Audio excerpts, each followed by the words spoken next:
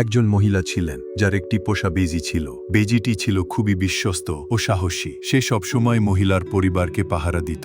একদিন মহিলাকে হঠাৎ বাইরে যেতে হলো, তাই তিনি তার ছোট শিশুকে ঘরে শুয়ে রেখে বেজিটিকে বললেন, আমার সোনাকে দেখিস, আমি তাড়াতাড়ি ফিরব। মহিলা বেরিয়ে যাওয়ার কিছুক্ষণ পর হঠাৎ একটি ভয়ঙ্কর কিং কোবরা সাপ ঘরে ঢুকে পড়ল। শিশুটি সাপ দেখে ভয়ে কাঁদতে শুরু করল। বিপদ বুঝে বেজিটি দৌড়ে এসে সাপের উপর ঝাঁপিয়ে পড়ল। শুরু হলো এক ভয়ঙ্কর লড়াই। কখনো সাপ ছোবল মারার চেষ্টা করছে, কখনো বেজি ঝাঁপিয়ে পড়ছে। অবশেষে দীর্ঘ লড়াইয়ের পর বেজিটি সাপটিকে মেরে ফেলতে সক্ষম হলো, কিন্তু নিজের মুখ রক্তে ভরে গেল। বেজিটি দরজার কাছে গিয়ে মালিকানির ফেরার অপেক্ষায় দাঁড়িয়ে রইল, যেন বলতে পারে, দেখো, আমি তোমার সন্তানকে রক্ষা করেছি। কিছুক্ষণ পর মহিলা ফিরে এলেন। দরজার সামনে রক্ত মাখা মুখ নিয়ে বেজিকে দাঁড়িয়ে থাকতে দেখে তিনি আতঙ্কিত হয়ে উঠলেন। তার মনে হলো, হায় আল্লাহ, এই বেজি বুঝি আমার শিশুকে কামড়ে দিয়েছে। রাগে অন্ধ হয়ে তিনি হাতের কাছে থাকা জলের পাত্র দিয়ে বেজিটিকে আঘাত করলেন। বেজি ঘটনাস্থলেই মারা গেল। মহিলা দৌড়ে ঘরে ঢুকে দেখলেন তার শিশু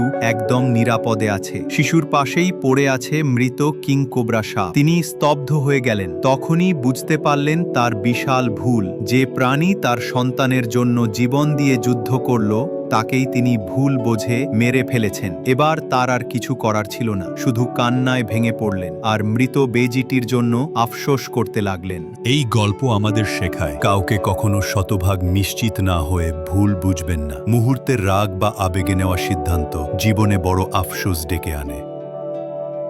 সত্য জানার আগে বিচার করলে নির্দোষকেই হয়তো শাস্তি দিয়ে ফেলব।